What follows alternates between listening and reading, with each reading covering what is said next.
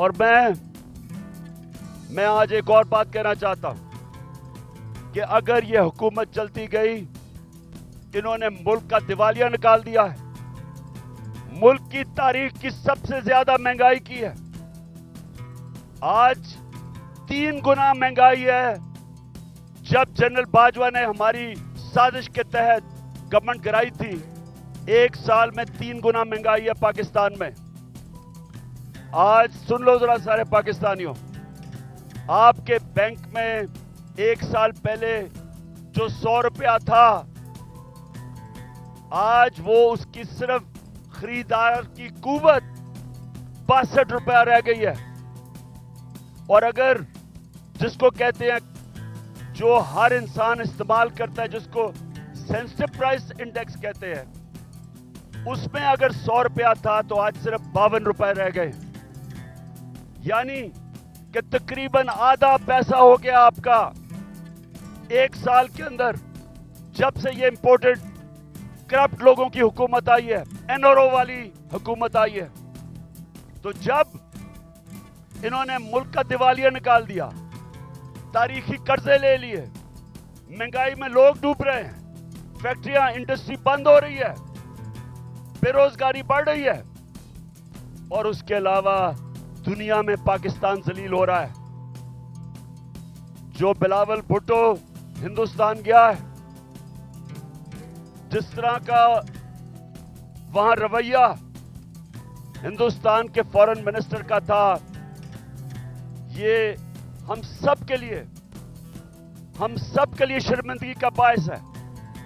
सवाल ये पूछते हैं कि सारी दुनिया के चक्कर लगा रहे हो बिलावल भुट्टो, पहले बताओ, जाने से पहले आप ये किसी से पूछते हैं कि जब आप एक मुल्क का पैसा खर्च कर रहे हैं, डॉलर खर्च कर रहे हैं ट्रिप्स पे, तो उसका फायदा और नुकसान क्या होगा?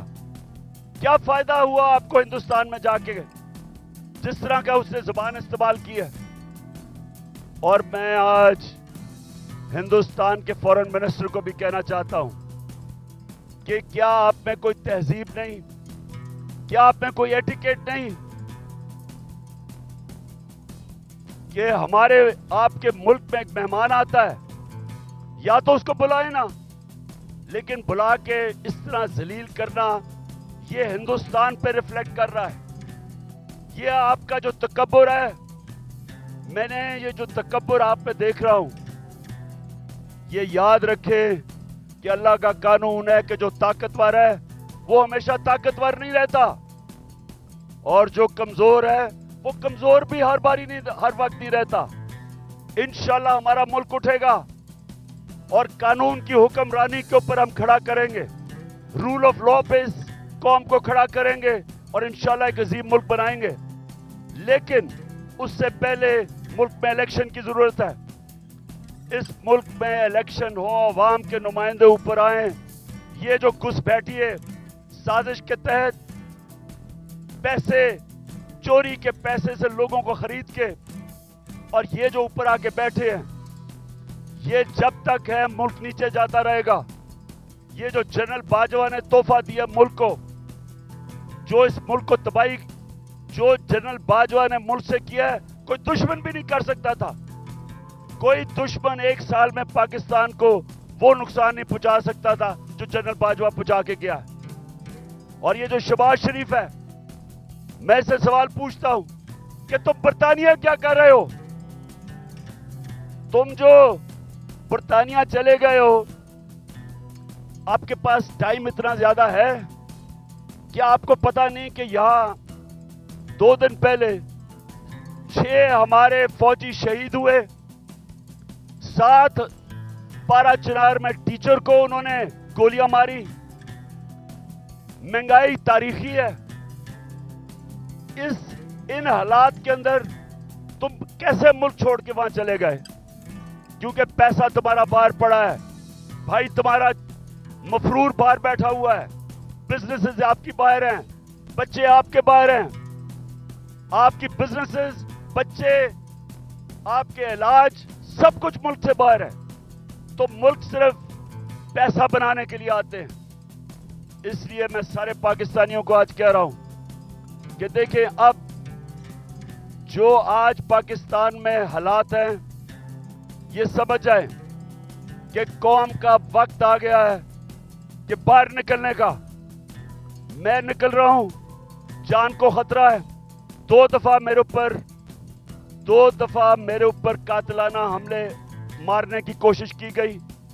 मैं नाम लेता हूं, दोनों दफा इनके पीछे जनरल फैसल नसीर था।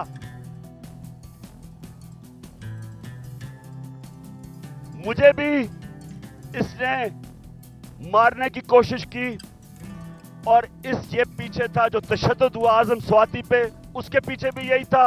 अरशद शरीफ के कत्ल के पीछे भी यही था।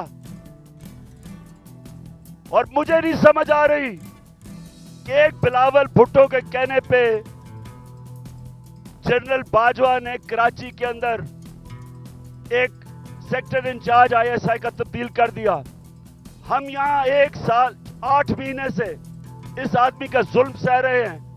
क्यों नहीं ऊपर खबर जा रही कि जनाब ये मुल्क को नुकसान पहुंच रहा है, ये जो हरकतें कर रहा है ये कोई आदमी नहीं कर सकता जो इस मुल्क से प्यार करता है। हमें ऐसे किया जा रहा है जिस तरह हम कोई दुश्मन है। तो मैं आज कह रहा हूं कि ये आगे कुछ हुआ, मैं निकलने लगा हूं। मैं जलसे करूंगा अगले हफ्ते से 14 मई तक मैं जलसे करूंगा।